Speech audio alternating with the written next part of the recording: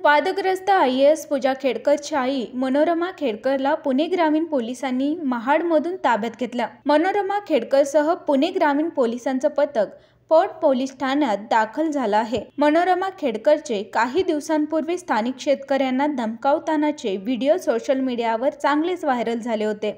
पुणे पोलिसांशी देखील त्यांनी हुज्जत घातली होती। गेल्या काही दिवसांपासून मनोरमा खेडकरचा तपास पोलीस करत होते। आज अखेर पोलिसांनी मनोरमा खेडकरला महाडमधील हॉटेलमधून अटक केली आहे। स्थानिक पोलीस ठाण्यात नोंद करून पोलीस त्यांना पुण्यात घेऊन आले आहेत। मनोरमा खेडकर हॉटेलमध्ये लपून बसल्याची माहिती पोलिसांना मिळाली होती। त्यानंतर पोलिसांनी कारवाई करत तिला अटक केली आहे।